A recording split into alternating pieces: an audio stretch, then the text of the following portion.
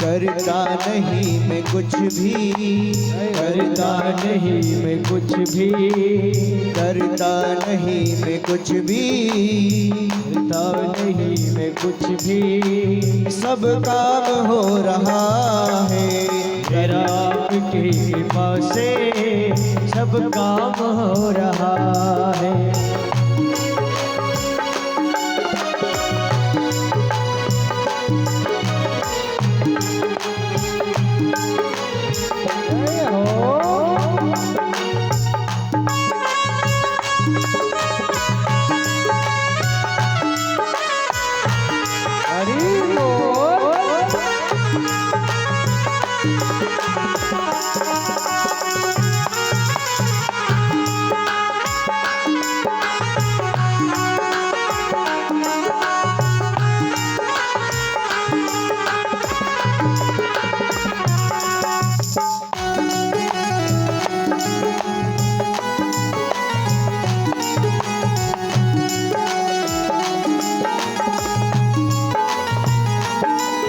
संसार में अगर हमारे साथ में परमात्मा है ना, तो हमें किसी चीज की कमी नहीं, क्योंकि जिसके साथ में परमात्मा है उसके सारे कार्य निर्विघ्न संपन्न होते हैं। तुम साथ हो जो मेरे, किस चीज की कमी है। तुम साथ हो जो मेरे, किस चीज की कमी है। किसी और चीज की अब दरकार ही नहीं है। किसी और चीज की अब दरकार भी नहीं है। तुम साथ हो जो मेरे,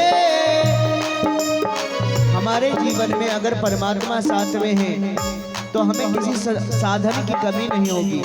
क्योंकि आप विचार करो कि भगवान की मंगलमयी कथा को जब हमने प्रारंभ किया, अगर हमारे साथ परमात्मा नहीं होते तो इतनी व्यवस्था हम कहीं से जुटा पाते।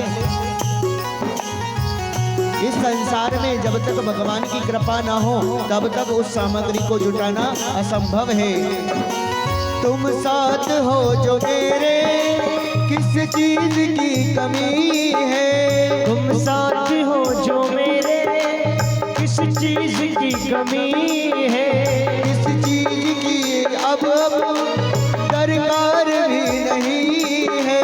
किसी और चीज की अब दरकार भी नहीं है। तेरे साथ से गुलाम अब, तेरे साथ से गुलाम अब गुलबाम हो रहा है।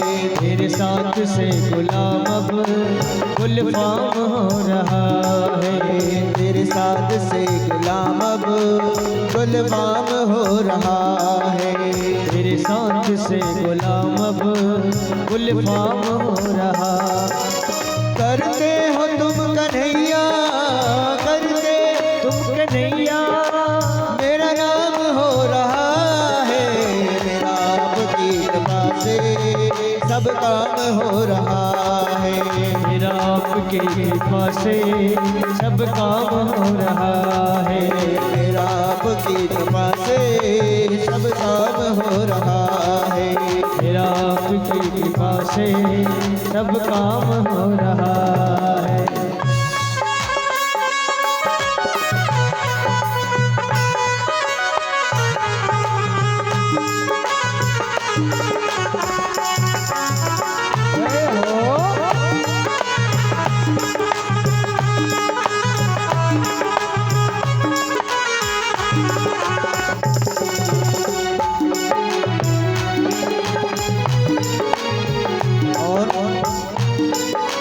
इस संसार में कौन काबिल है कि जो परमात्मा की सेवा कर सके या परमात्मा के कार्य को संपादित कर सके। ना मुझ में वह काबिलियत है कि मैं भगवान की मंगलमयी कथा आपको श्रवण करा सकूं, पर ये तो उसकी अहेतु की कृपा है जिस कारण से भगवान की मंगलमयी कथा आप श्रवण कर रहे हैं। और क्या आप में काबिलियत है कि भगवान की कथा को आप श्रवण कर सकें? ये तो उसकी अहेतु की कृपा है। इसी कारण तो आप यहाँ बैठकर भगवान की मंगलमयी कथा को श्रवण कर रहे हैं। आज भक्त भगवान से क्या कहता है? मैं तो नहीं मुकाबिल, तेरा पार कैसे पाऊं।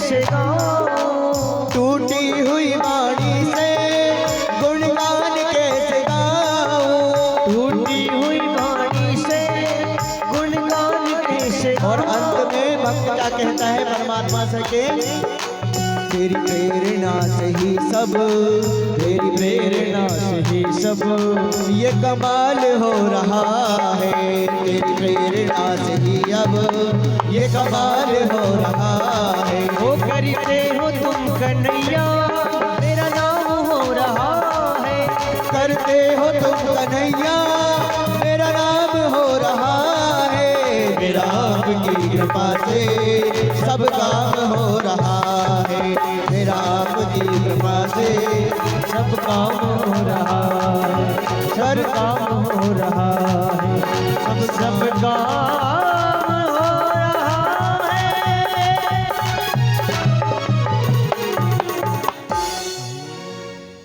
मेरा आपकी कृपा से जय हो। सब काम हो रहा है। महाराज इस संसार में कोई भी प्राणी ये नहीं कह सकता कि यह जो कार्य मैंने संपादित किया वह मैंने किया, क्योंकि जब तक परमात्मा की इच्छा ना हो, चाहे तुम्हारे पास कितने ही संसाधन हो, पर तुम उस कार्य को नहीं कर सकते। महाराज राजा परीक्षित ने श्री सुखदेव जी महाराज से प्रश्न किया कि प्रभु, मैंने सुना है कि एक बार भगवान के द्वार पर कोई ब्राह्मण आया था, जिस ब्राह्मण के लिए भगवान नंगे पग उसके स्वागत में दौड़ गए थे। उन सभी रानियों को बड़ा आश्चर्य हुआ, क्योंकि प्रभु मैंने सुना है कि उस महल में बड़े बड़े चक्रवर्ती सम्राट आए, बड़े बड़े संत आए, पर भगवान ने कभी अपने सिंहासन, अपने चरणों की चरण पादुका, अपने मस्तक का मुकुट कभी नहीं हटने दिया।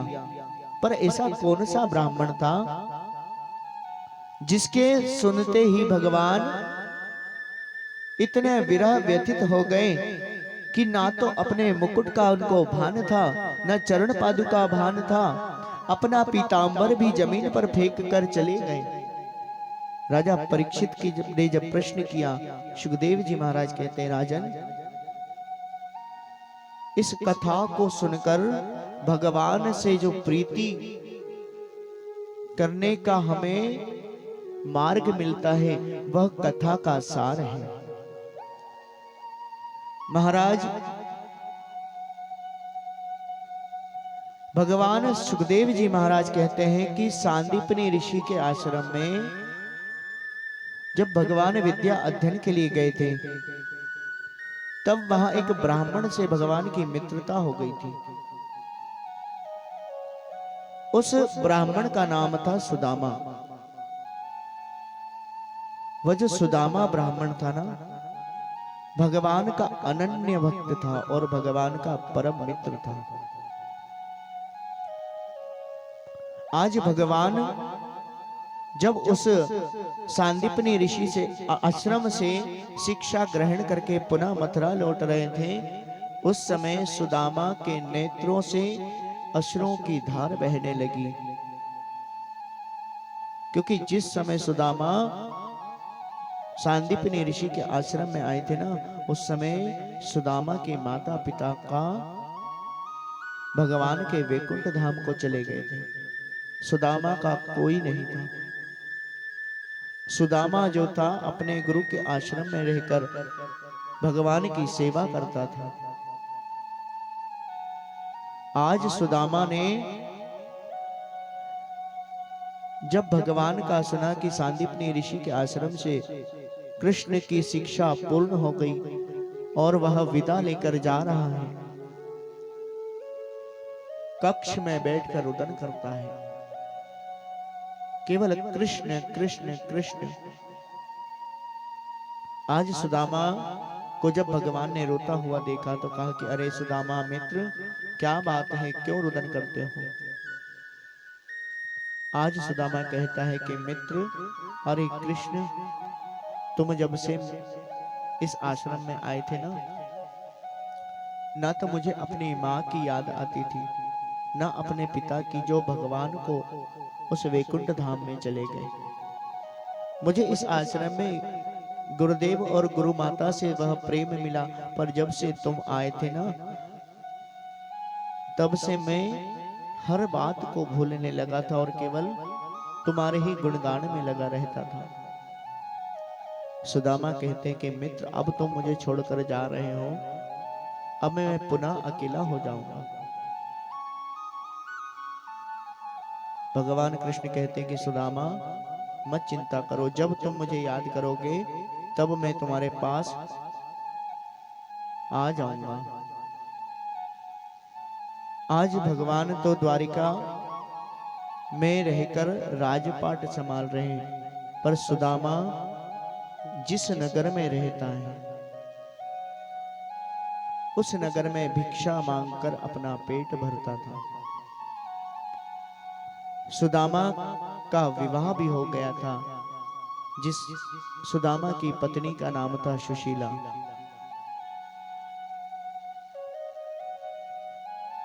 और सुदामा जी के घर में 4 पुत्र भी थे। आज सुदामा जी भिक्षा मांगकर अपने परिवार का पेट पालते। जब सुदामा जी भिक्षा लेने जाते तो किसी दिन उन्हें भिक्षा में अन्न प्राप्त होता, और कभी तो 5-5 दिनों तक सुदामा जी को भिक्षा में कुछ भी नहीं मिलता। एक फटी धोती पहनकर शरीर पूरा जर्जर है, उस शरीर में मांस तो बचा ही नहीं, केवल हड्डी हड्डी बची। पर सुदामा जी अपने प्रभु को कभी नहीं कहते कि प्रभु मैं इतना दुखी हूं। सुदामा जी प्रतिदिन भिक्षा मांगने जाते, कुछ मिल जाता तो घर लेकर आ जाते, अपने कृष्ण को भोग लगाते और भोग लगाने के बाद अपने पुत्रों को खिला देते और खुद भूखे सो जाते। आज सुदामा जी जब भिक्षा मांगकर लाते हैं तो एक मुट्ठी अनाज मिलता है। धन्य है सुदामा जी की वह संतान जो कभी अपने पिता से नहीं कहती कि पिताजी हमें भूख लगी है। धन्य है वह पत्नी जो कभी नहीं कहती कि स्वामी इतने वर्ष बीत गए पर आपने मुझे एक वस्त्र भी लाकर नहीं दिया। सुदामा जी की पत्नी के तन पर फटी हुई साड़ी वही पहनकर अपना जीवन यापन करती हैं।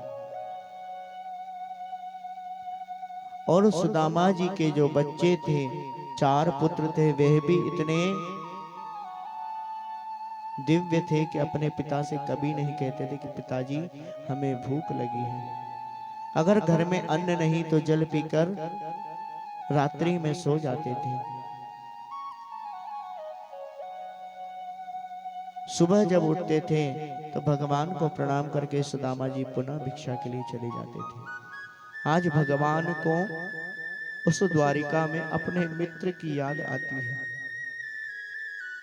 जब अपने मित्र की याद आती है भगवान देखते हैं, क्योंकि भगवान तो त्रिकालदर्शी थे, समदर्शी थे, भगवान से कुछ भी नहीं छुपता। आज भगवान अपने राज सिंहासन पर बैठकर अपनी पटरानी रुक्मणी जी के साथ में बैठकर सुदामा जी को जब देखते हैं तो नेत्रों से अश्रु की धार बहने लगती।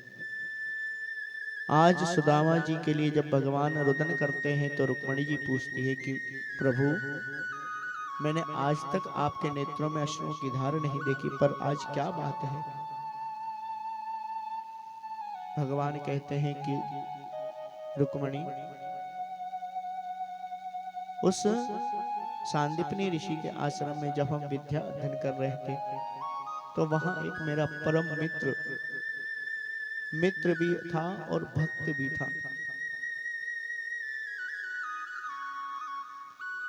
उस मित्र की याद आ रही आज। पर मेरा मित्र इतना जिद्दी है कि मैंने उससे कहा था कि अगर तुझे कोई तकलीफ हो तो मुझे याद कर लेना, पर वो कभी मुझे याद नहीं करता।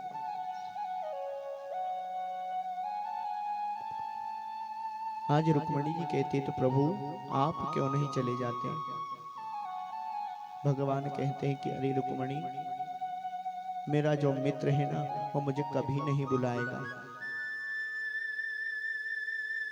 आज सुदामा जी जब भिक्षा लेने गए तो अन्न नहीं मिला, खाली हाथ ही घर लौटकर आ गए।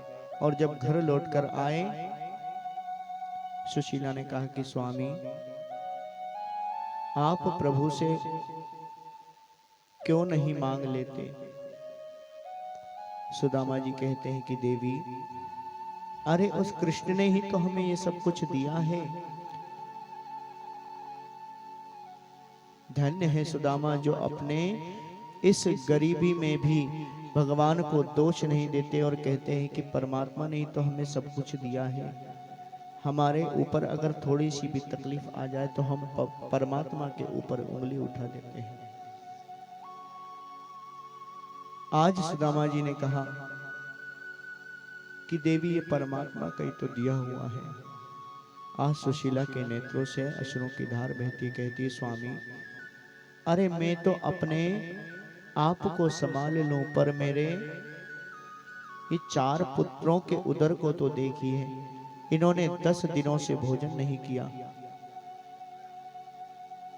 इधर माता रुक्मणी जब देखती हैं तो रुक्मणी कहती हैं, प्रभु आपको दया क्यों नहीं आती? भगवान कहते हैं कि देवी, अरे मैं तो चाहता हूं कि जैसा मेरा नगर है वैसे मेरे मित्र का नगर हो, पर मुझे वह याद ही नहीं करता। आज माता रुक्मणी कहती कि प्रभु, अरे उन छोटे छोटे नन्हे बच्चों का तो ध्यान कर लो आप, जो 10 दिनों से भूखे हैं, जिनके उदर में अन्न का दाना तक नहीं गया। आज भगवान ने अपने स्वरूप को बदलकर एक सेठ के रूप में, जिस नगर में सुदामा रहते थे उस नगर में डोंडी पिटवा दी कि कल वह राज्य के राजा खिचड़ी बांटने आएंगे। आज जब सुदामा ने सुना तो बड़ा प्रसन्न हो गया कि परमात्मा की कृपा से देखो, आज मेरे संतान को, आज मेरे पुत्रों को भोजन प्राप्त होगा।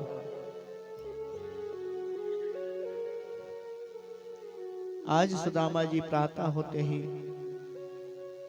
भगवान जहां पर सेठ का रूप बनाकर खिचड़ी बांटने के लिए उस नगर में आए, वहां जाकर वह अपने हाथ में भोजन लेकर, वह खिचड़ी लेकर जब घर लौट रहे थे, परमात्मा की माया देखिए महाराज कि अगर आपके भाग्य में नहीं है तो एक अश्व इतनी तीव्र गति से आया कि सुदामा जी अपने आप को संभालने के चक्कर में जमीन पर गिर पड़े।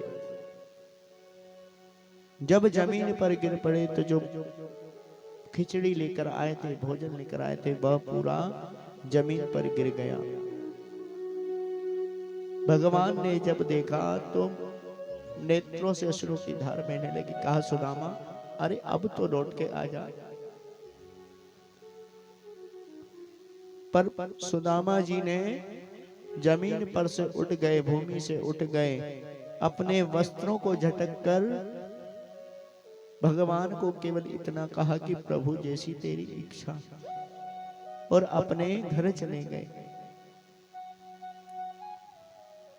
भगवान जाना चाहते थे अपने मित्र के पास, पर सुदामा ने नहीं बुलाया। और जब सुदामा ने नहीं बुलाया, भगवान पुनः अपना द्वारिका में वापस चले जाते हैं। आज रुक्मणी जी कहती कि प्रभु आप बड़े निष्ठुर हो गए हो। आज भगवान ने अपने कक्ष में बैठकर सुदामा से मन ही मन कहने लगे कि सुदामा, अरे मित्र, कम से कम एक बार तो मुझे याद कर लो। प्रातः काल जब हुआ, भगवान ने नारद जी को बुलाया। नारद जी ने एक ब्राह्मण का स्वरूप बना लिया। सुदामा जी के घर जाकर कहा कि देवी, हम बहुत दिनों से भूखे हैं। उस समय योग से परमात्मा की कृपा से 4 रोटी सुदामा जी को प्राप्त हुई थी। 4 पुत्रों को रोटी खिलाकर मां जल पीकर रह गई। जब रोटी खाने के लिए बैठे, भोजन करने के लिए जब बैठे, तो नारद जी ब्राह्मण का रूप बनाकर आ गए और कहा कि अरे सुदामा है क्या? चारों पुत्र बाहर आ गए। कहा कि पिताजी तो घर नहीं है, आप हमसे बता दीजिए। उसी समय सुशीला भी आ जाती है। सुशीला ने कहा महाराज, स्वामी तो अभी घर नहीं है। नारद जी ने कहा कि मैं 15 दिनों से भूखा हूं, उधर में अन्न का दाना तक नहीं गया। सुदामा जी के पुत्रों ने मन में विचार किया कि देखो, हम तो 10 दिनों से भूखे हैं, पर ये ब्राह्मण देवता 15 दिनों से भूखे हैं। आज उन सभी पुत्रों ने अपनी अपने भोजन की थाली लाकर नारद जी को दे दी।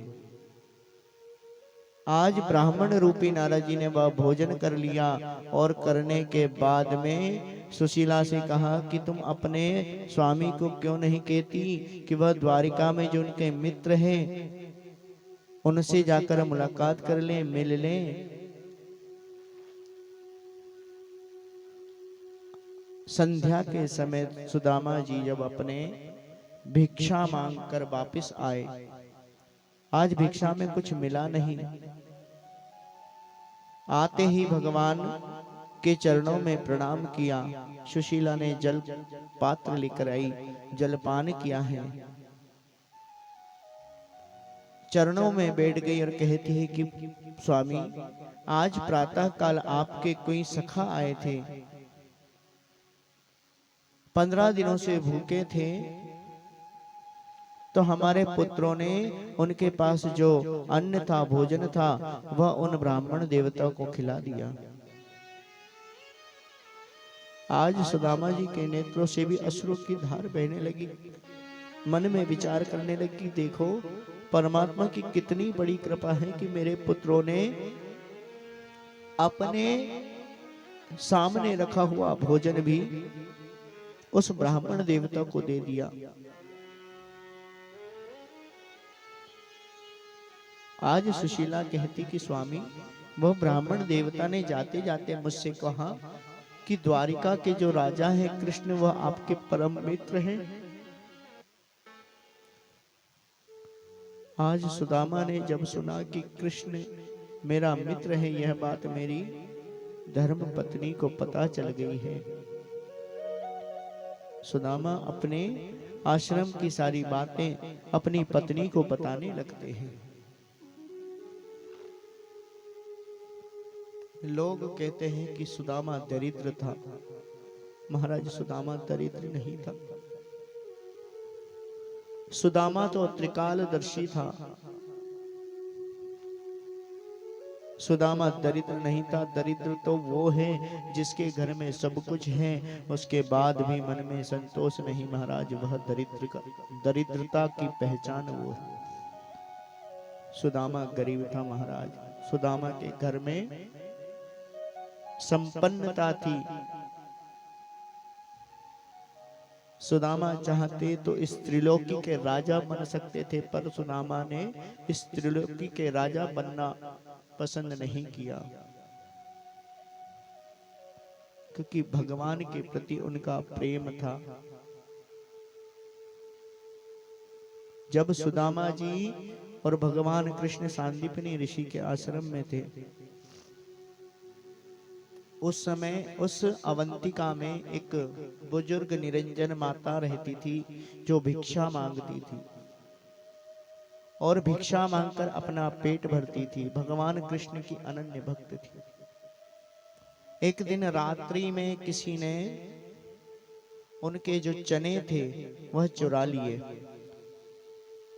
जब उस निरंजन माता ने शोर मचाना आरंभ किया, उस समय वह जो चोर थे उन्होंने वह पोटली जो थी, चनों की पोटली को फेंक दिया, जो जाकर अवंतिका में सांदीपनी ऋषि के आश्रम में जाकर गिर गए।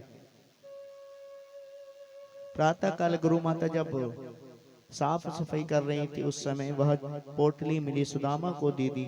सुदामा जी जान गए कि इसमें किसी ने श्राप दिया है, क्योंकि उस माता ने कहा था कि जिसने भी मेरी वह पोटली उन चनों को चुराया है वे भी गरीब हो जाए।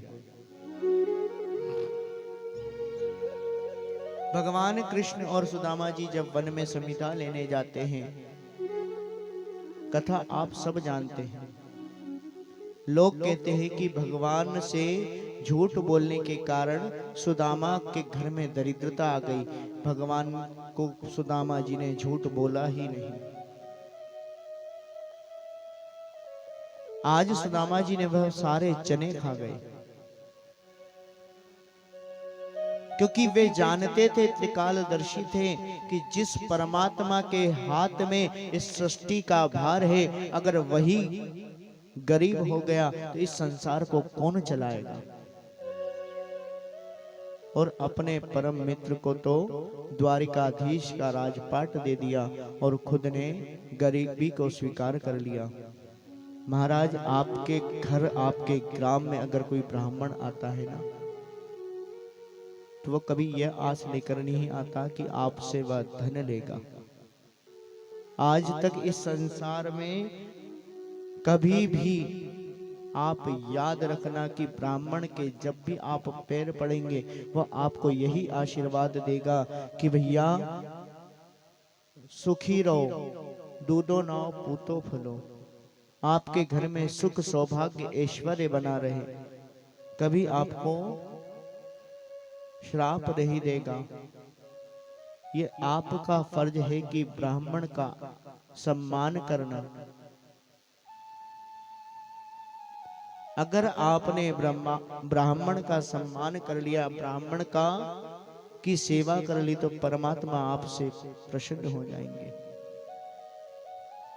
आज सुदामा जी अपनी पत्नी सुशीला को सब बताते हैं।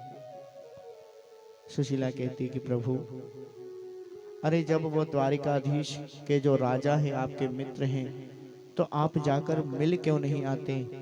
सुशीला ने ये नहीं कहा कि आप उनसे मदद क्यों नहीं ले लेते। सुशीला ने कहा कि आप उनसे मिलकर क्यों नहीं आ जाते।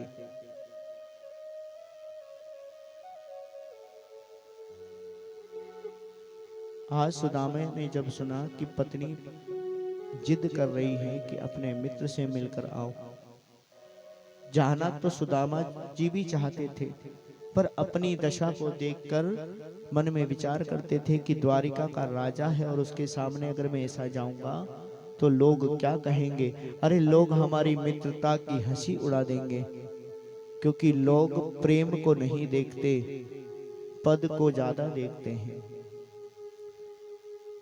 इस संसार में अगर एक अमीर दोस्त के साथ अगर एक गरीब दोस्त चला जाए, तो लोग उस गरीब दोस्त को इतने ताने देते हैं कि जो आपस में प्रीति है वो समाप्त कर देते हैं।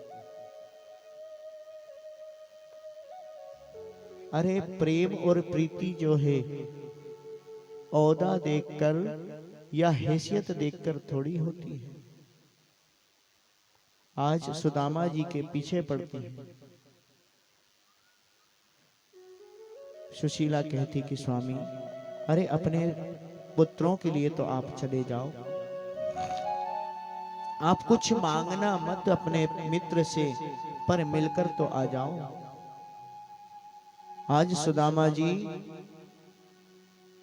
अपनी पत्नी के कहने पर अपने मित्र से मिलने जाते हैं, और जब मिलने जाते हैं तो कहते हैं कि सुशीला, अरे कृष्ण मुझसे छोटा है, और जब मैं उससे मिलने जाऊंगा तो उसे उपहार में क्या दूंगा।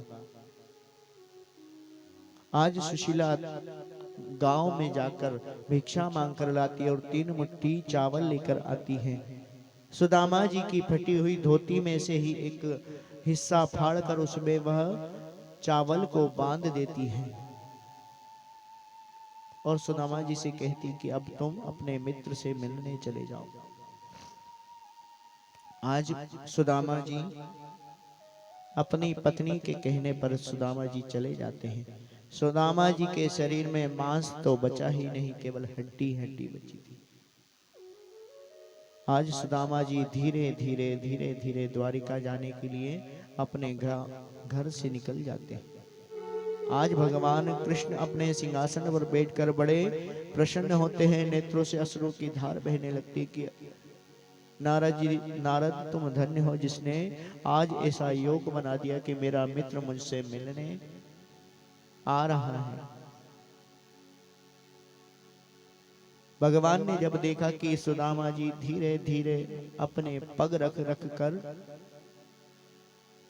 द्वारिका नगरी के लिए निकल पड़े हैं, रास्ते में चलते चलते जब सुदामा जी थक गए, मन में विचार किया कि एक वृक्ष के नीचे विश्राम कर ले।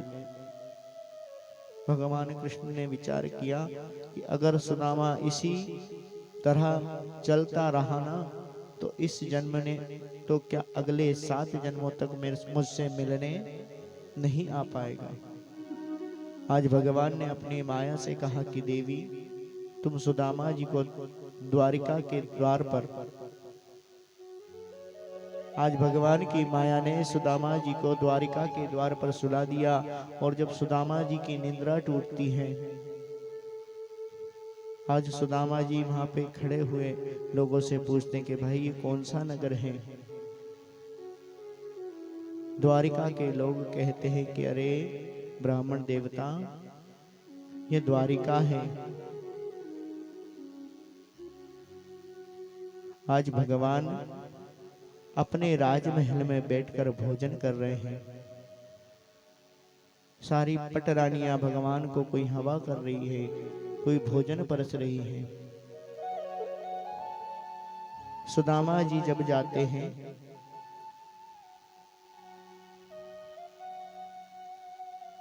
उस द्वारिका में घूम घूम कर ढूंढते हैं कि मेरा कृष्ण कहाँ है, मेरा कृष्ण कहाँ है, मेरा कृष्ण कहाँ है। रोदन करने लगते हैं कि क्यों भाई तुमने मेरे कृष्ण को देखा है क्या? अरे इस द्वारिका का राजा है मेरा कृष्ण। पर उस द्वारिका में कोई भी भगवान को कृष्ण नाम से नहीं जानते थे, क्योंकि उनके लिए तो भगवान द्वारिकाधीश थे। आज जैसे ही भगवान के राजमहल के द्वार पर जाकर कुछ द्वारपालों से कहते हैं कि अरे भैया तुम हमारे कृष्ण को जानते हो क्या? अरे वह हमारा मित्र है और इस द्वारिका का राजा है। द्वारपाल कहते हैं कि ब्राह्मण देवता इस द्वारिका के राजा तो द्वारिकाधीश हैं, कृष्ण नहीं।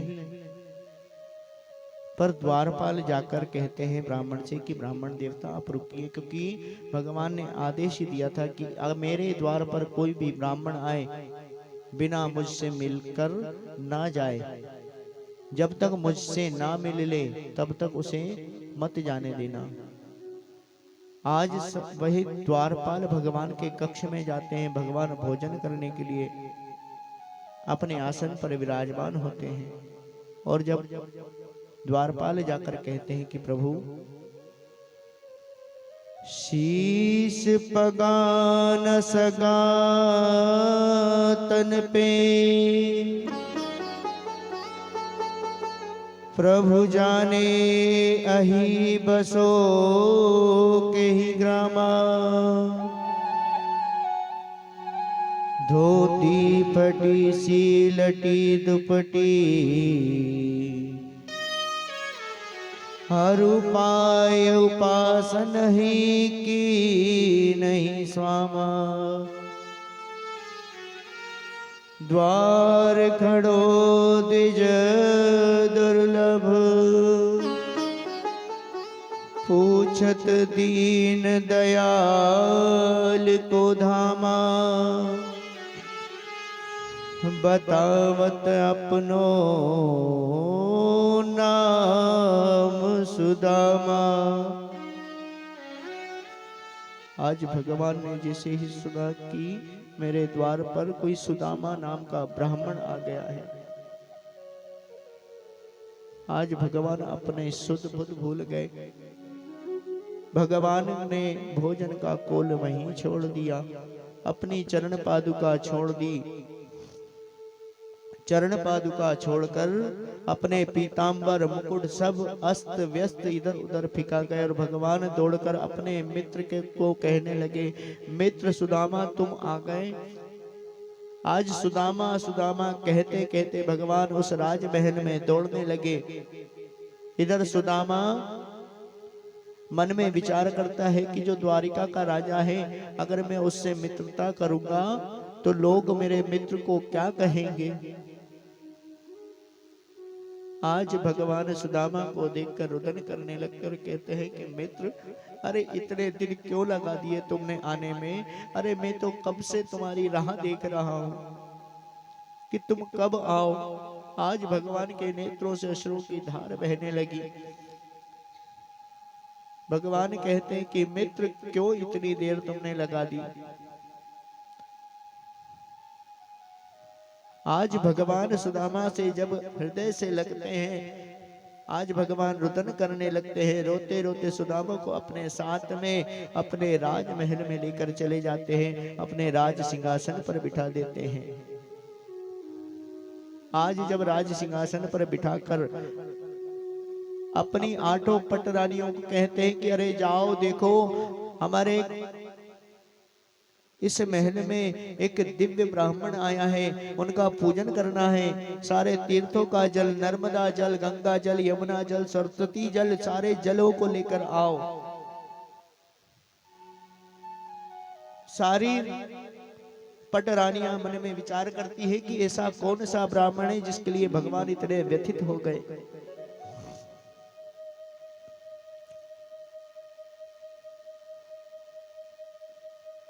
सारी पटरानियां पूरे महल में दौड़ लगाने लगती हैं। आज भगवान सुदामा की दशा को देखकर रुदन करते हैं। भगवान ने अपने मित्र की दशा को देखकर नेत्रों से इतनी अश्रुओं की धार बहने लगी। भगवान जितना राधा के लिए भी नहीं रोए, उतने ज्यादा अपने मित्र के लिए रोए। इतने प्रभु कभी अपनी प्राण बल्लभा श्री राधा जी के लिए भी रुदन नहीं करते थे जितना अपने मित्र के लिए किया था। जितना राधा रोई रोई श्याम के लिए, जितना राधा रोई रोई श्याम के लिए, कन्हैया उतना रोया रोया है सुदामा के लिए। कन्हैया उतना रोया रोया है सुदामा के लिए। कन्हैया उतना रोया रोया है सुदामा के लिए।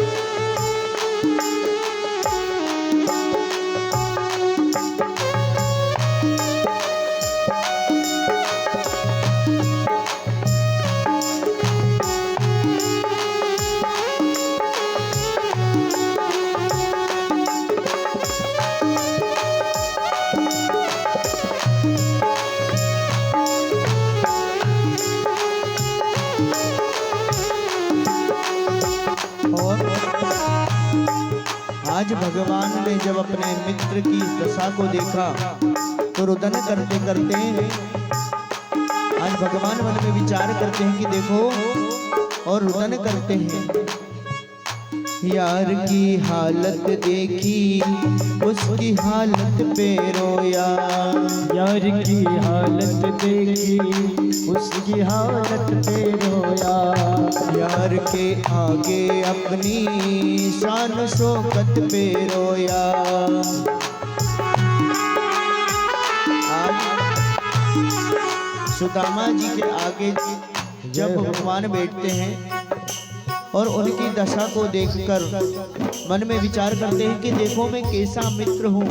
अरे मेरा मित्र इतना गरीब इतनी दीन दशा में है और मैं इतने राजशाही ठाट से अपने इस राजमहल में अपना जीवन यापन कर रहा हूँ। मुझसे बड़ा बदनसीब मित्र कौन होगा कि मेरा मित्र तो इतना दुखी है और मैं इस राजमहल में रहकर इसके सुखों को भोग रहा हूँ।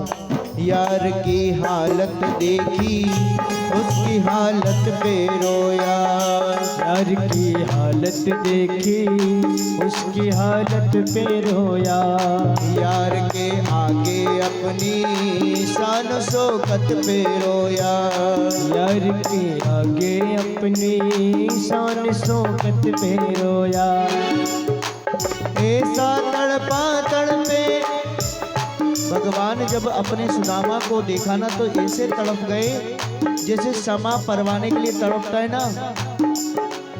ऐसा तड़पा तड़पे समा परवाने के लिए।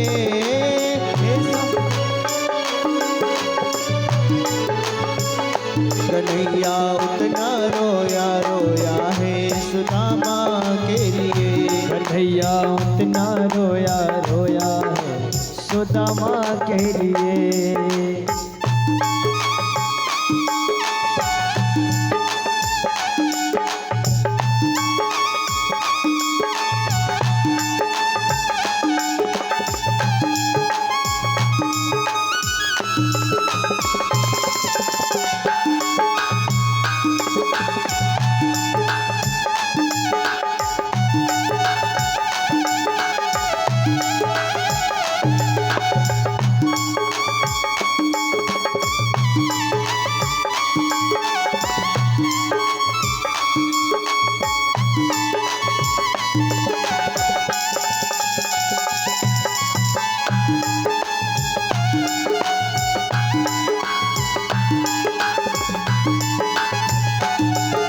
भगवान ने जब देखा और सुदामा जी के चरण धुलाने के लिए पात्र बुलवाया। आज भगवान अपने मित्र की जब दशा देखते हैं, पैरों से रक्त की धार बह रही है, पग में जगह जगह कांटे चुभे हुए हैं। सुदामा जी के जब चरणों की दशा देखी तो सुदामा जी को देखकर कृष्ण देख सुदामा की दीन दशा को करुणा करके करुणा निधि रोए। पानी परात को हाथ छुयो नहीं, नैनन के जल सो पग धोए। नैनन के जल से पग धोए। आज भगवान ने जब अपने मित्र के पैरों में छाले देखे तो रुदन करने लगे और इतना रुदन किया कि आज जो अपनी पटरानियों को कहा था कि नर्मदा जल, गंगा जल, यमुना जल, सारे तीर्थों का जल लेकर आओ, रानियां तो जल ढूंढने में लगी। इधर भगवान ने अपने अश्रुओं से ही आज सुदामा जी के चरणों को धुला दिया। धुलाने के बाद भगवान अपने पीतांबर से भगवान के चरण, ब्राह्मण देवता के चरण को पोंछने लगते हैं। महाराज आज सारी पटरानियां आश्चर्य में पड़ गई कि इस द्वारिका के राज्य में बड़े बड़े चतुर सम्राट भी आए, बड़े बड़े ब्राह्मण बड़े बड़े संत आए, शंकराचार्य तक आ गए, पर भगवान कभी अपने आसन से नहीं उठे। ये ऐसा कैसा मित्र है इनका जिसके लिए भगवान इतने व्यतीत हो गए। आज भगवान ने अपनी सारी पटरानियों से कहा कि अरे देवियों, देखो हमारे इस राज्य में ब्राह्मण देवताएं, इनको प्रणाम करो। आज भगवान सुदामा जी से कहती कि और भैया सुदामा, अब बताओ तुम कैसे हो। सुदामा जी कहते हैं कि कृष्ण सब तुम्हारी कृपा है। आज सुदामा जी को स्नान कराया, अच्छे अच्छे वस्त्र धारण कराए, भोजन कराया। भोजन कराने के बाद जिस कक्ष में भगवान कृष्ण विश्राम करते थे, उस कक्ष में अपने मित्र को लेकर गए। उनकी सेवा करते, उनके चरण दबाते हैं भगवान। आज सुदामा जी से भगवान पूछते हैं कि देखो सुदामा, क्या तुम्हारा विवाह हो गया? सुदामा जी कहते हैं कृष्ण तुम्हारी कृपा से गृहस्थ जीवन बड़ा सुखमय बीत रहा है, और तुम्हारे 4 भतीजे भी हैं, 4 पुत्र हैं मेरे। आज भगवान ने जब सुना कि सुदामा का विवाह हो गया है, सुदामा समझ गया कि जब विवाह हो गया तो हमारी जो भौजाई है उन्होंने कुछ ना कुछ तो भेजा होगा। आज भगवान ने सुदामा से कहा कि सुदामा, अरे हमारी भौजाई ने हमारे लिए कुछ भेजा तो होगा। सुदामा ने कहा कि कृष्ण, हम इस कारण कुछ नहीं ला पाए कि आप तो द्वारिका के राजा हो, आपके लिए क्या ला सकते थे, और मैं तो ठहरा ब्राह्मण, मैं क्या आपको उपहार दे सकता था। आज भगवान समझ गए कि पहले भी झूठ बोलने के कारण गरीबी को प्राप्त कर लिया, अब फिर यह झूठ बोल रहा है सुदामा। भगवान ने कहा कि तुम्हारे हाथ के नीचे क्या दबा हुआ है। सुदामा जी समझ गए कि आज नहीं छोड़ेगा ये। सुदामा जी और टाइट करके और कसकर उस पोटली को छुपाने का प्रयास करने लगे, पर भगवान ने हाथ पकड़ लिया, और हाथ पकड़कर जिसे दूर किया तो वह चावल की पोटली जब गिरती है तो भगवान कहते हैं कि सुदामा, हमारी भौजाई ने हमारे लिए उपहार भेजा और तुम कहते हो कि कुछ भी नहीं भेजा। आज भगवान ने उस पोटली को खोला, एक मुट्ठी चावल खाया, विश्वकर्मा जी को आदेश दे दिया कि जैसा हमारा नगर है वैसा ही नगर हमारे मित्र सुदामा का भी होना चाहिए। दूसरी मुट्ठी चावल खाए और कुबेर से कह दिया कि जाओ, जितना धन हमारे पास है उससे अधिक धन हमारे मित्र के पास होना चाहिए। आज जब तीसरी मुट्ठी अक्षत खाने के लिए भगवान ने जैसे ही उठाई, उसी समय रुक्मणी जी ने रोक लिया कि प्रभु, अरे ब्राह्मण देवता का प्रसाद क्या आप अकेले ही खाओगे, हमें नहीं दोगे? आज भगवान ने आदेश कर दिया कि जाओ, पूरे नगर में ब्राह्मण देवता के इस लाए हुए प्रसाद को बंटवा दो। अब भगवान की बारी समाप्त हो गई थी। सुदामा जी ने पूछा कि भाई कृष्ण, तुम्हारे कितने विवाह हुए? भगवान कहते हैं कि सुदामा मित्र, ज्यादा नहीं, बस थोड़े से हुए। सुदामा जी ने कहा ठीक है, सबको आशीर्वाद दे देते हैं। धीरे धीरे कर कर एक एक करके 8 पटरानी आई, सबको आशीर्वाद दिया, दूतो नाव पूतो फलो। उसके बाद सारी रानियों को 16,100 रानी जो थी उनको बुलाया, एक एक करके 1000, 2000, 4000 हो गई। जब सुदामा जी आशीर्वाद देते देते थक गए तो सुदामा जी ने कहा कि कृष्ण, अरे अब तो बता दो कि कितने विवाह? बोले सुदामा, ज्यादा नहीं, केवल 16,108। सुदामा जी ने माथा पकड़ लिया कि यहाँ एक बड़ी मुश्किल से मिली, यहाँ 16,108 लेकर बैठा है। आज सुदामा जी कहते हैं कि भैया कृष्ण, एक काम कर, अगर 16,108 रानियों को मैं आशीर्वाद देने बैठा ना तो यही मेरा अंत हो जाएगा, पर मैं आशीर्वाद नहीं दे पाऊंगा। आज भगवान से कहा कि सुदामा ने कि कृष्ण, अब एक काम करो, तुम ही मेरे पैर पड़ लो और मैं तुम्हें आशीर्वाद दूंगा, वह आशीर्वाद तुम्हारी सभी रानियों को लग जाएगा। आज भगवान कृष्ण ने उन ब्राह्मण देवता के पैर पड़े और सुदामा जी ने कहा, दूधो नाओ पूतो फलो। आज सुदामा जी कहते हैं कि भैया कृष्ण, अब मुझे काफी समय हो गया, अब मैं अपने नगर में जाना चाहता हूँ। आज सुदामा जी भगवान से विदा लेकर अपने नगर में चले जाते हैं और नगर में जाते हैं तो वहां देखते हैं कि एक सुदामा नगरी को भगवान ने बसा दिया था। सुदामा जी उस नगर में जाते कहते हैं, भगवान की माया आप देखिए कि सुदामा नगर तो बसा दिया, पर सुदामा जिस कुटिया में रहते थे वह कुटिया वैसी की वैसी ही थी, उसे कुछ भी नहीं किया। आज सुदामा ने देखा कि कुटिया तो वही है, पर यह नगर कौन सा है। देखा तो सुदामा नगर। बच्चे राजमहल से जब खेलते खेलते बाहर आते हैं तो कहते हैं, पिताजी पिताजी, सुशीला बाहर आती हैं। सुदामा जी कहते हैं ना कि जब धन आ जाता है तो चेहरे पर चमक आ जाती है। वह सुशीला जिसके चेहरा हमेशा मुरझाया रहता था, फटे कपड़ों में वह अपने स्वामी की राह देखती थी, आज जब महल से बाहर निकली तो सुदामा जी कहते हैं कि बहन जी गलती हो गई, मैं कहीं और आ गया। सुदामा जी की पत्नी कहती है कि अरे प्रभु, आप कहीं और नहीं, आप सही जगह आए हो। आप जब यहाँ से द्वारिका गए तो ऐसा चमत्कार हुआ कि हमारे इस नगर में जो टूटी फूटी झोपड़ियां थी बड़े बड़े महल अट्टालिकाओं में बदल गए।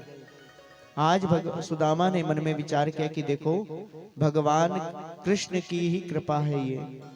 अपनी झोपड़ी में जाकर भगवान की मूर्ति के सामने हाथ जोड़कर खड़े हो जाते हैं कि अगर कृष्ण ये तेरी ही कृपा है तो मुझे जैसे वहां दर्शन दिए थे वैसे इस कुटिया में आकर दर्शन दे, तब मैं मानूंगा कि यह कार्य तुमने ही किया। बोलिए भक्तवत्सल भगवान की जय हो।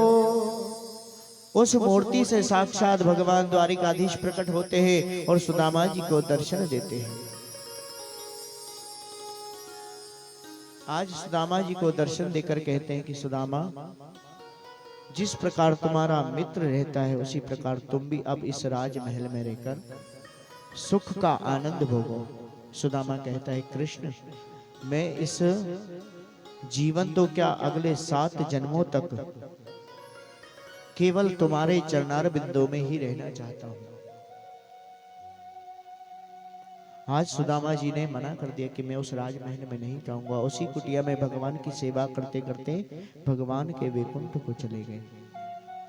आगे कथा आती है, श्री सुखदेव जी महाराज से प्रश्न करते हैं परीक्षित कि प्रभु, मैंने सुना है कि भगवान के 56 करोड़ यदुवंशी जो थे उनका संहार हो गया था। एक दिन की बात है, भगवान अपने उस राजमहल में बैठकर अपने पुत्रों को उपदेश दे रहे थे। समय का अभाव है, संक्षिप्त में आज की कथा आपको श्रवण करा रहा हूं।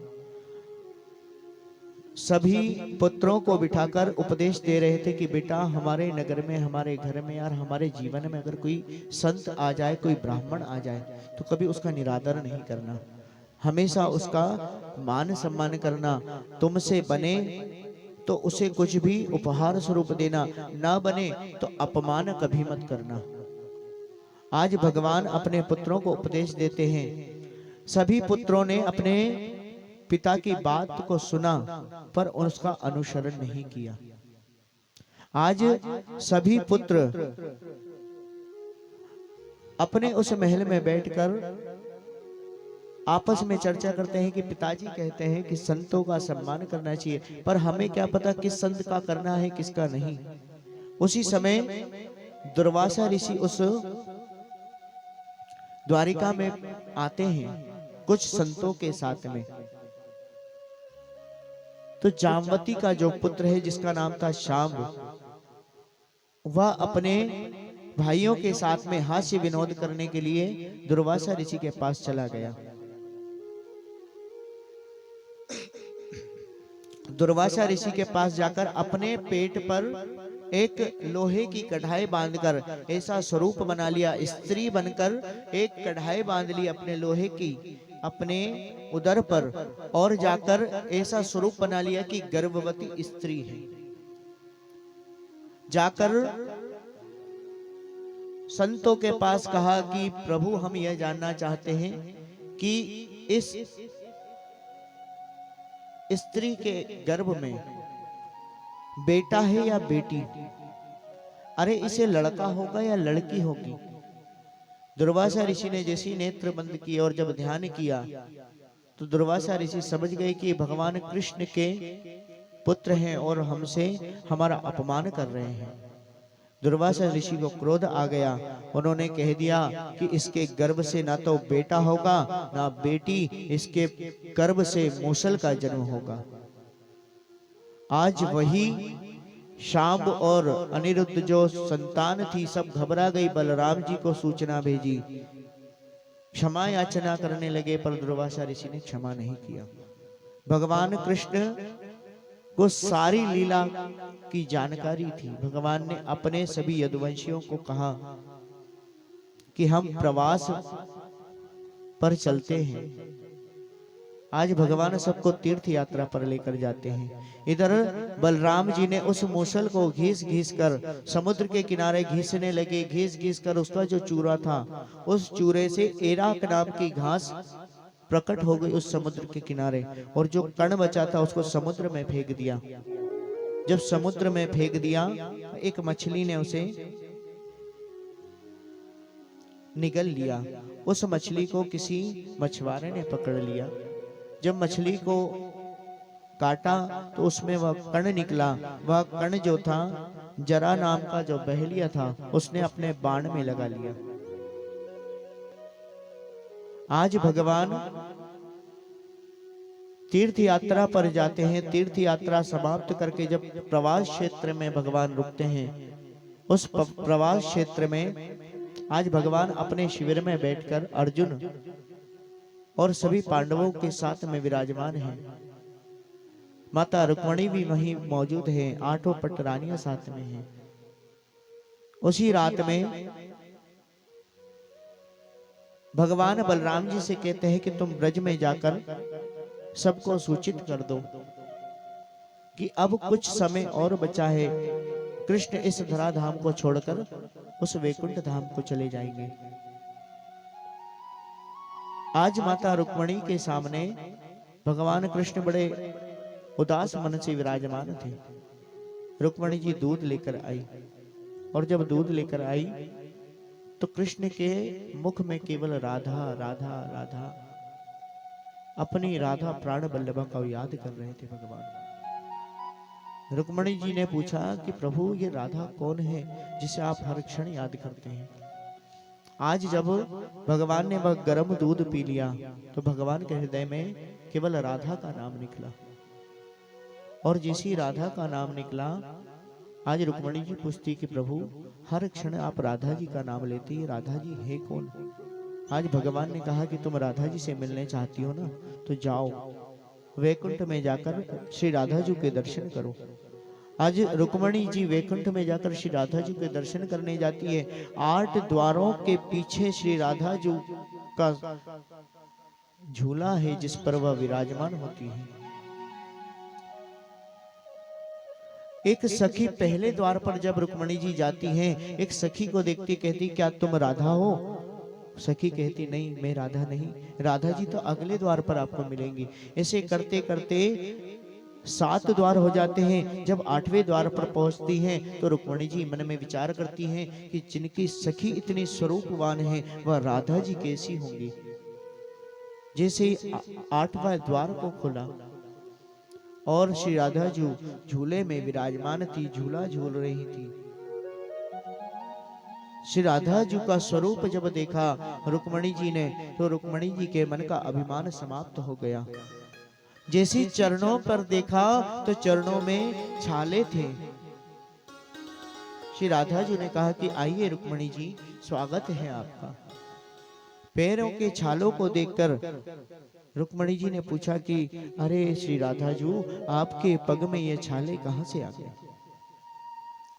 श्री राधा जी ने कहा कि मेरे जो प्राण बल्लभ हैं, मेरे जो कृष्ण हैं, किसी ने उन्हें गर्म दूध पिला दिया और उनके हृदय में जब तेज हुआ जलन हुई तो मेरे पग में छाले पड़ गए। श्री राधा जू भगवान कृष्ण के हृदय में वास करती है महाराज। आज भगवान कृष्ण ने उस ब्रजवासी के सभी लोगों को वहां उस प्रवास क्षेत्र में बुला लिया। शिविर में विश्राम कर रहे हैं भगवान। उस ब्रज से सभी लोग आते हैं। सारी गोपियां, मधुमंगल, श्री दामा, मन सुखा, सभी सखा भी आ जाते हैं। सारे सखा आकर अपने मित्र से कहते हैं कि अब तो तू राजा बन गया है, अब तो तू उस ब्रज को भूल गया। भगवान कहते हैं कि ब्रजवासियों, अब वह समय आ गया है कि तुम भी अब अपने अपने स्थान पर प्रस्थान करो। सारे ग्वाल जो थे भगवान की आज्ञा पाकर धीरे धीरे करके एक एक करके अपने वैकुंठ लोक जाने लगे। और उसी समय नंद बाबा, उपनंद सभी वहां शिविर में पधारते हैं। आज भगवान ने नंद बाबा को देखा तो कहा, बाबा अब इस धराधाम पर हमारी लीला समाप्त होती है। अब इस धराधाम को छोड़कर हम हमारे वैकुंठ को चले जाएंगे। आज नंद बाबा ने जब देखा कि कृष्ण कह रहा है कि अब इस धराधाम को छोड़कर हम चले जाएंगे, मैया यशोदा को जब भगवान ने याद किया तो नेत्रों से अश्रु की धार बहने लगती है। भगवान कहते हैं द्वारिकाधीश की, बाबा हमारी मैया कहाँ है? आज देवकी वसुदेव भी वहां पर मौजूद हैं। मैया यशोदा जिस स्थिति में भगवान ने छोड़कर आए थे उसी स्थिति में आज भी है। नेत्रों से केवल अश्रु की धार बहती है। आवाज होती तो कहती कि मेरा लाला विश्राम कर रहा है। आज मैया को देखकर भगवान कहते हैं कि मैया तुम्हारे माखन की बहुत याद आती थी, और मैया तुम्हारे उस छड़ी की भी बहुत याद आती थी। मैया आज मैया कहती कि लाला क्या तुझे कुछ खाने को नहीं मिलता था? कितना दुर्बल हो गया मेरा लाला। आज मैया से मिलकर भगवान उस प्रवास क्षेत्र से वन में चले जाते हैं। उसी समय जितने भी 56 करोड़ यदुवंशी थे मदिरा का सेवन करते हैं, और जो एराक नाम की घास थी उससे लड़कर, आपस में लड़कर सभी लोग मृत्यु को प्राप्त हो जाते हैं।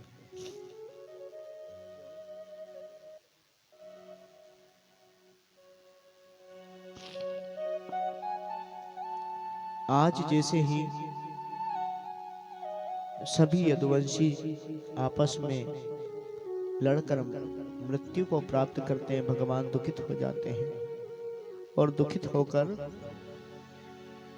अर्जुन से कहते कि अर्जुन अब मुझे इस क्षेत्र में नहीं रहना, कि वन में चलना चाहता हूं, जहां संतोष से मैं शांति से तुमसे वार्तालाप करना चाहता हूं। आज भगवान अर्जुन को साथ में लेकर चले जाते हैं। आज जब अर्जुन को साथ में लेकर जाते हैं, सारे ब्रजवासी भगवान को देखते हैं। बलराम जी भी अपने प्राणों को त्याग कर क्षीर समुद्र में शेष अवतार में पुनः प्राप्त हो जाते हैं। आज वह सभी ब्रजवासी एक एक करके मृत्यु को प्राप्त करके वैकुंठ में चले जाते हैं। वे वेद मंत्र अपने अपने वेदों में जाकर स्थापित हो जाते हैं। आज उस वन में जरा नाम का जो बहेलिया था, उसने वह मूसल का जो कण था वह अपने बाण में लगाकर भगवान अपने पग के ऊपर पग रखकर अर्जुन से वार्तालाप कर रहे थे। उसी समय उस बहेलिये ने भगवान के पद चिन्ह पर, जहां पर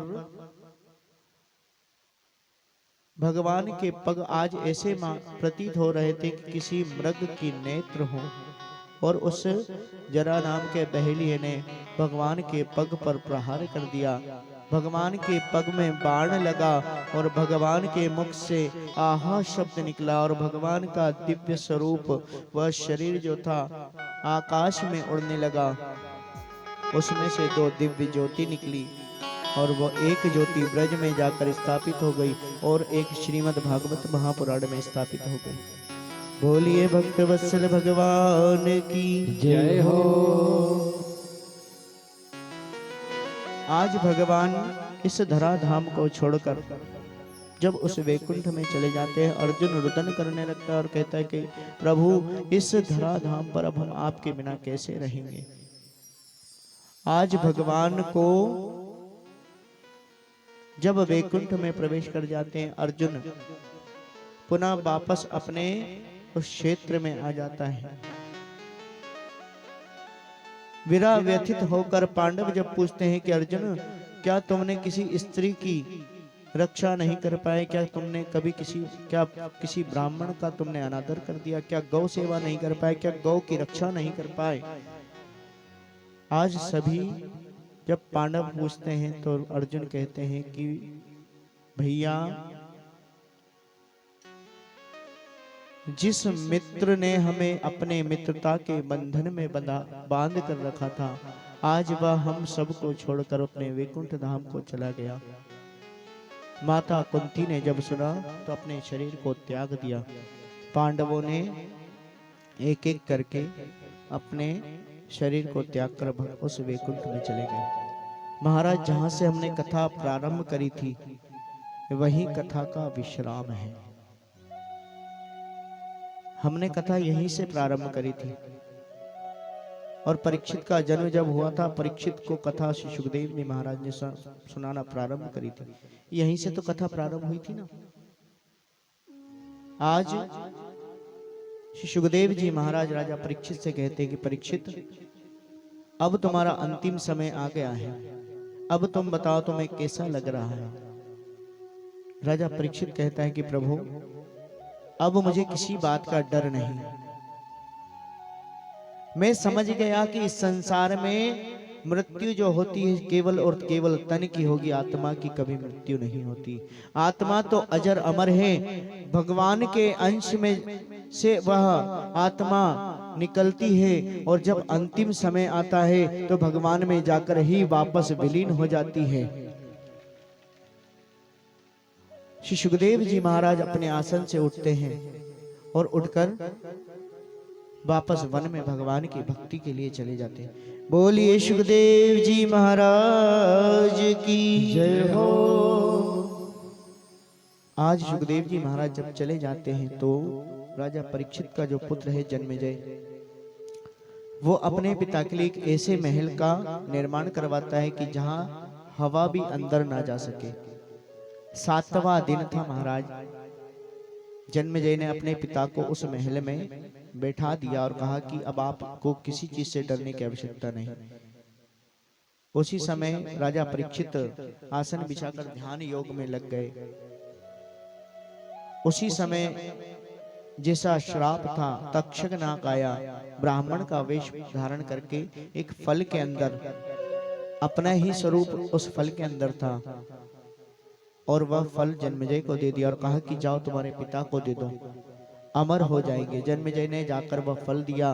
परीक्षित ने जैसे ही वह फल काटना चाहा, उससे तक्षक नाग निकला और राजा परीक्षित को वहीं काट कर जब डस लिया उस तक्षक नाग ने, राजा परीक्षित योग ध्यान योग की समाधि में बैठ गए और वहीं राजा परीक्षित का प्राणांत हो गया।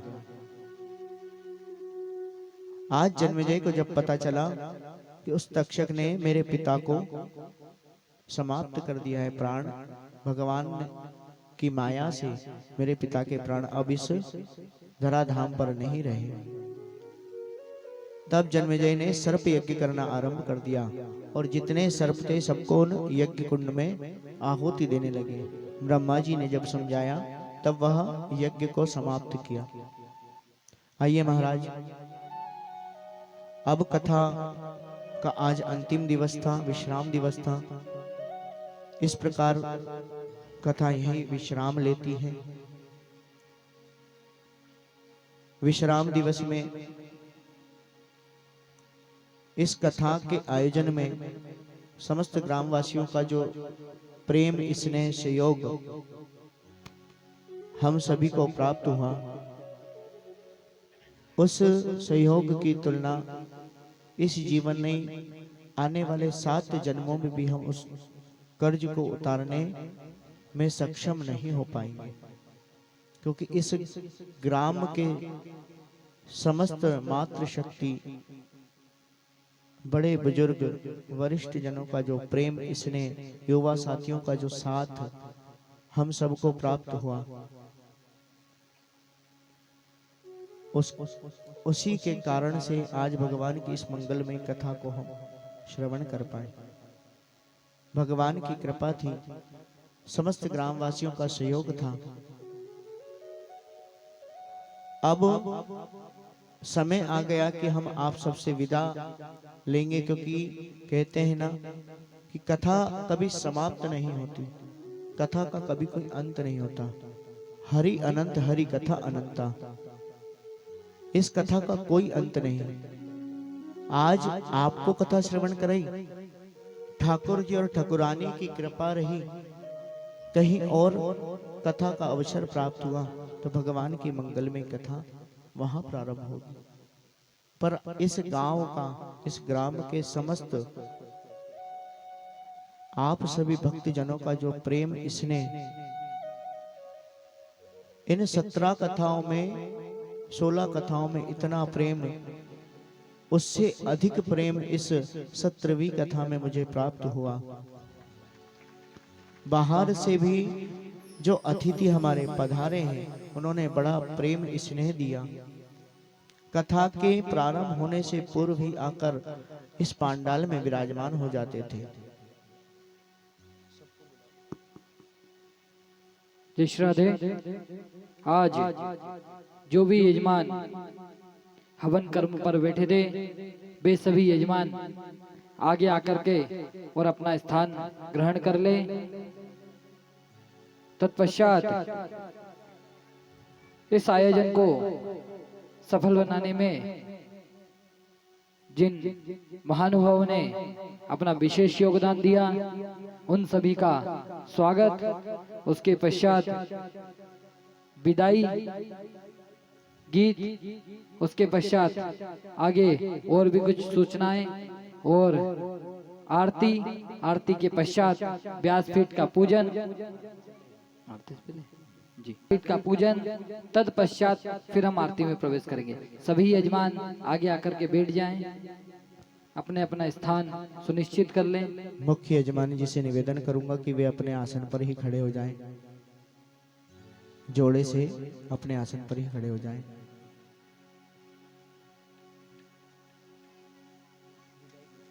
साथियों के द्वारा या मेरे ब्राह्मणों के द्वारा या इस कथा में जो भी सहयोग प्रदान कर रहे थे, उनके द्वारा अगर कुछ हमारे मुख से कोई गलत बात या कुछ ऐसी बातें निकल गई हो जो आपको अच्छी ना लगी हो, तो अपना दास, अपना बालक समझकर हमें क्षमा दान दीजिएगा, क्योंकि आप सभी मातृशक्तियों का प्रेम, बाहर से पधारे समस्त ग्रामवासियों का जो प्रेम स्नेह हमें मिला, आदरणीय हमारे मुख्य यजमान जी जो विराजमान थे, इनका जो प्रेम मिला, इनके परिवार का, समस्त ग्रामवासी का जो प्रेम मिला, उस प्रेम को हम अब कभी भुला नहीं पाएंगे। अगर हमारे द्वारा कोई त्रुटि हुई हो या हमारे साथियों से कोई त्रुटि हुई है तो उसके लिए हमें क्षमा दान दीजिएगा। आइए, आप सभी से विदा लेने का समय आ गया है। एक विदाई गीत, उसके बाद हम सभी आपसे विदा लेंगे। जो भी ठाकुर जी का पूजन करना चाहे वे पूजन करें। उसके पश्चात विदाई आरती। काकरिया नगर वासियों सदा खुश रहना, गलती हुई हो तो माफ कर देना। आत्मा की बात तुमको बतला रहे हैं, हम परदेसी अपने घर जा रहे हैं। हम परदेसी अपने घर जा रहे हैं, हम परदेसी अपने घर जा रहे हैं। काकरिया वासियों सदा खुश रहना, तुम सब नगर के वासी सदा खुश रहना। गलती हुई हो हमसे माफ कर देना। गलती हुई हो हमसे माफ कर देना। आत्मा की बात तुमको बतला रहे हैं, हो हम परदेसी अपने घर जा रहे हैं। हम परदेसी अपने घर जा रहे हैं।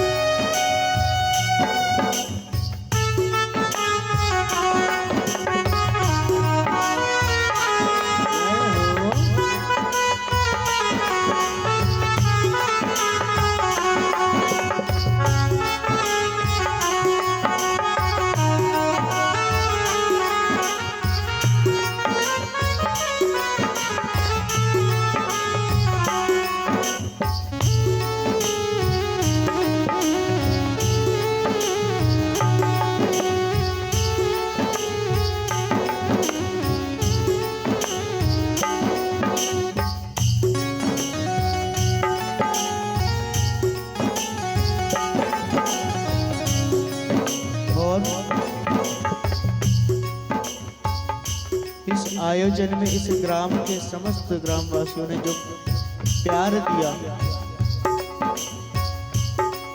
प्रातः 5 बजे से लेकर रात को 11 बजे तक हमारी सेवा में जो आप सभी लोग लगे रहे, उस प्यार को हम कभी भुला नहीं पाएंगे। क्योंकि जब हम आपसे मिलते हैं इन 7 दिनों में, तो आप सभी से इतना प्रेम हो जाता है कि आपको छोड़ने की इच्छा हमारी बिल्कुल नहीं होती। पर ये तो विधि का विधान है कि जो इस संसार में आया है या कहीं भी जाएगा, उसे कुछ दिन बाद वहां से वापस तो जाना ही पड़ता है। छूटे नहीं ये प्यार तुम्हारा, छूटे नहीं ये प्यार तुम्हारा। भैया, जो प्रेम आपने अपने इस दास को, बालक को दिया, और सभी भैया से भी निवेदन की, जो प्रेम इसने आपने दिया, अपने इस दास को कभी आप भुलाना मत। क्योंकि इस संसार में, संसार का सारा धन अगर मिल जाए तो वो भी कम पड़ जाता है केवल इस स्नेह के आगे।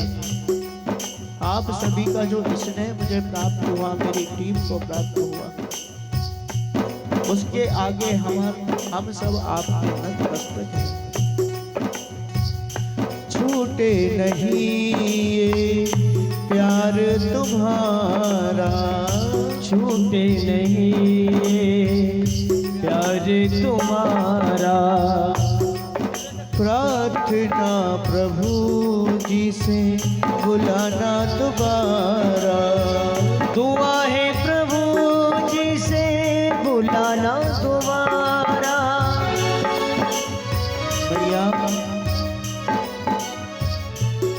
आप सभी ने इस कथा में बहुत सहयोग प्रदान किया। इस कथा के लिए आप, भगवान की कथा के लिए आप बड़े सौभाग्यशाली हैं, क्योंकि 5 वर्षों तक आपने इस कथा को श्रवण किया।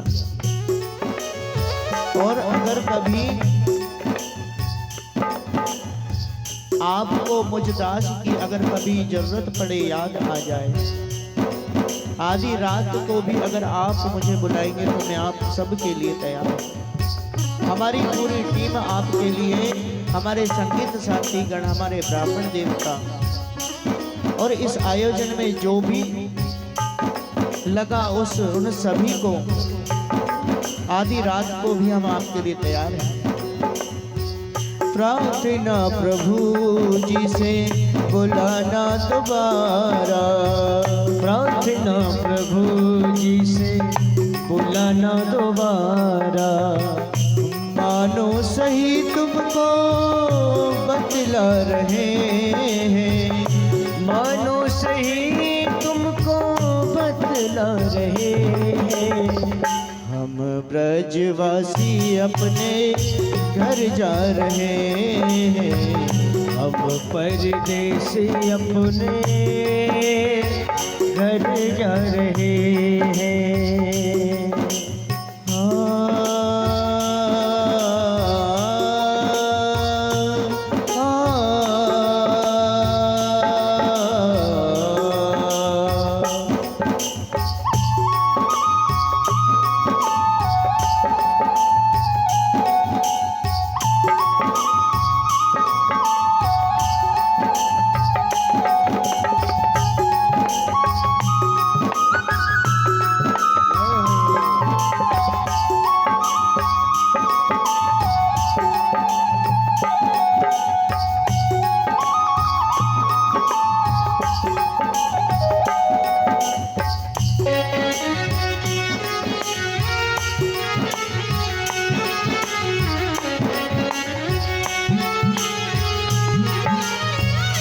और हम जब यहाँ से लौट कर जाएंगे ना, तो हमारा जो क्रम बन गया कि सुबह जल्दी उठना, स्नान करके पूजन की तैयारी करना, जब हम यहाँ से चले जाएंगे ना तो हमें अगले दिन भी वही याद रहेगा। और जब वह याद आएगा ना तो आप सब ग्रामवासियों का वह प्रेम भी हमें बहुत याद आएगा। हर वह व्यक्ति ग्राम का जिसने हमें इतना प्रेम दिया, उनकी यादों को हम कैसे भुला पाएंगे। कहते हैं कि अगर 7 कदम कोई साथ चल ले तो आगे के रास्ते में वह हमें याद आने लगता है। तो हमने तो आपके साथ में 7 दिन बिताए। याद तुम्हारी हमको जब आएगी, याद तुम्हारी हमको जब आएगी। और प्यार मिला था कितना तड़पाएगी, प्यार मिला था इतना तड़पाएगी। आत्मा की बात तुमको बतला रहे हैं, आत्मा की बात तुमको बतला रहे हैं। हम परदेसी अपने घर जा रहे हैं, हम परदेसी अपने घर जा रहे हैं। और महाराज इस संसार में अगर 7 कदम कोई साथ चल लेता है ना, तो उस 7 कदम के साथ में जो बात हुई थी वो कभी भी भुला नहीं सकता। ये मिलन हमारा केवल 7 दिनों का था, पर अब 7 जन्मों तक इस मिलन को हम भुला नहीं पाएंगे। मिलन 7 दिन का हमारा तुम्हारा, मिलन 7 दिन का हमारा तुम्हारा। मिलन 7 दिन का हमारा तुम्हारा। मिलन 7 दिन का हमारा तुम्हारा।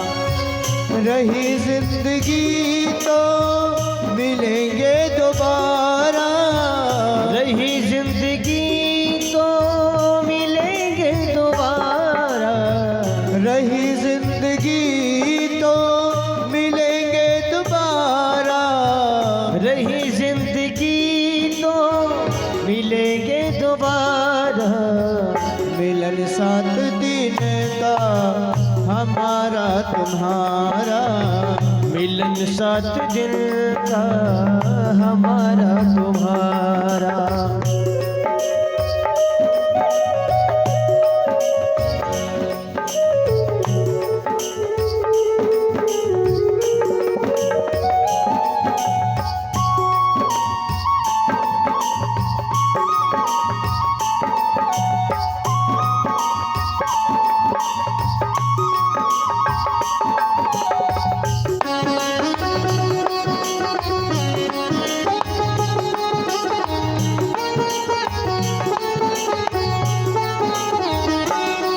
और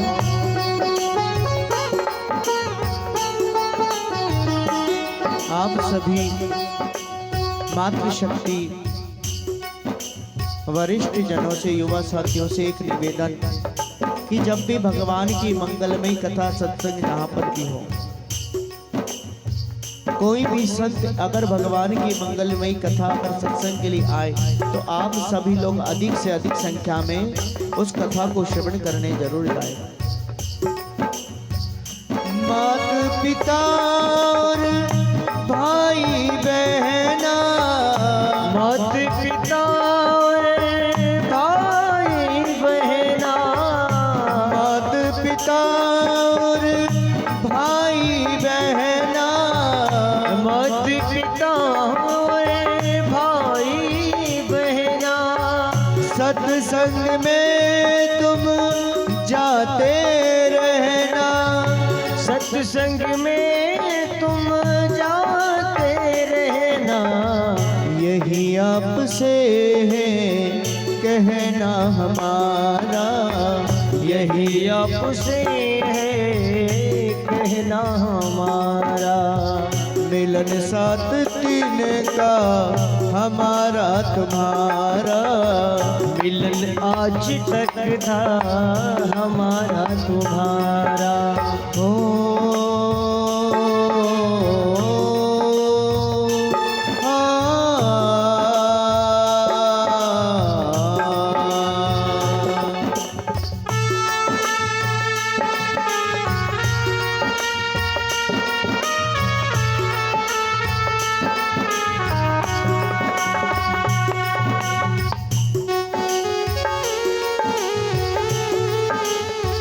और महाराज, इस संसार में कोई भी प्राणी एक जगह स्थायी नहीं रह सकता।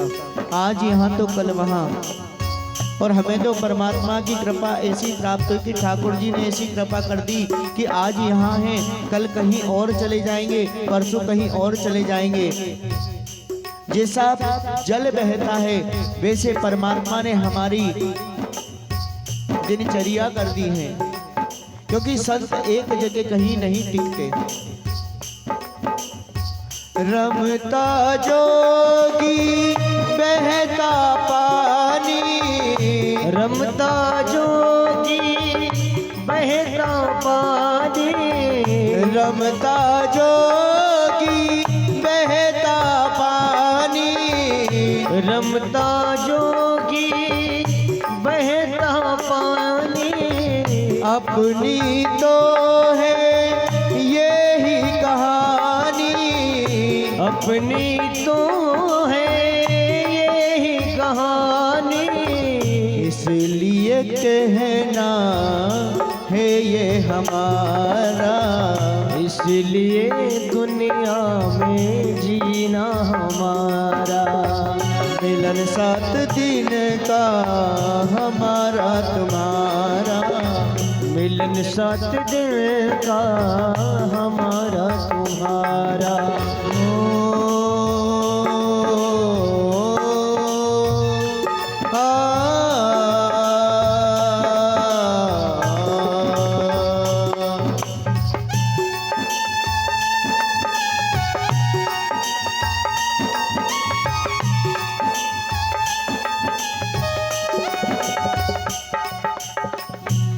मिलन 7 दिन का